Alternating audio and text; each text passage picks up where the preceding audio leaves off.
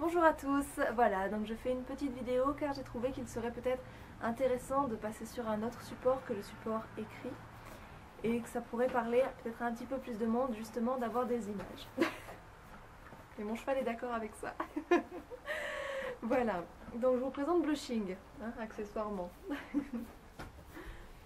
Donc, le principe serait assez simple, tout simplement, c'est de prendre des questions et d'y répondre plutôt que par voie écrite, d'y répondre par voie orale, par le biais de vidéos, tout simplement. Donc la première question qui revient très souvent et que j'ai jugé nécessaire de prendre en premier est celle tout simplement de la communication intuitive en elle-même.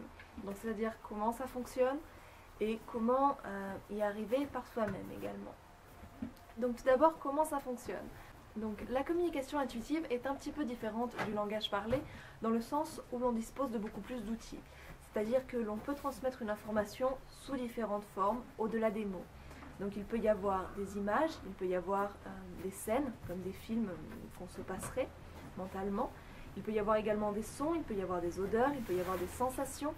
En d'autres termes, tous les sens vont être mis à contribution dans ce type d'échange.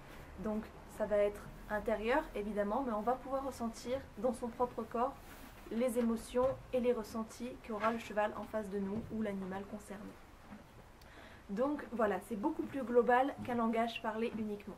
Ensuite, ce qu'il est important de savoir, c'est que chacun a une prédisposition particulière. C'est-à-dire que, pour mon cas par exemple, on va avoir les émotions et le ressenti dans son propre corps.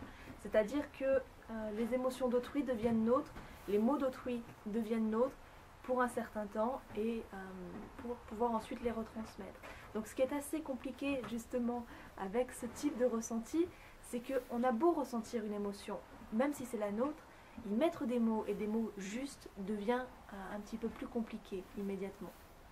Donc toute la difficulté va être dans la retransmission des informations que l'on aura eues, dans le sens où on connaîtra la nature de ces informations, mais il faudra être en mesure de les retransmettre à quelqu'un qui justement ne les a pas dans son propre corps. Voilà.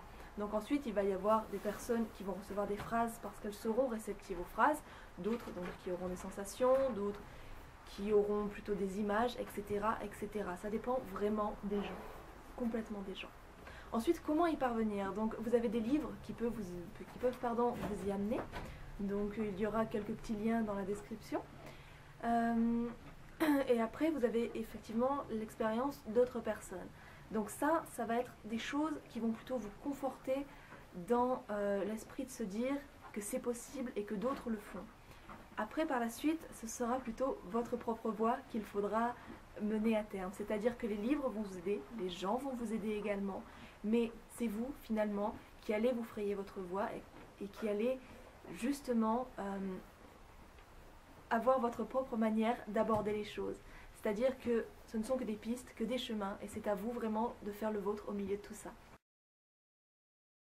Donc voilà, j'ai jugé qu'il serait intéressant d'avoir peut-être ce type d'échange et ce type d'interface en plus de tout ce qui peut se faire par écrit. Par conséquent, je vous invite tout simplement à poser des questions ou à faire des commentaires en dessous ou par message privé, ça n'a aucune importance. Et on verra ce qui peut se faire et peut-être à bientôt dans une autre vidéo. Prenez soin de vous en attendant.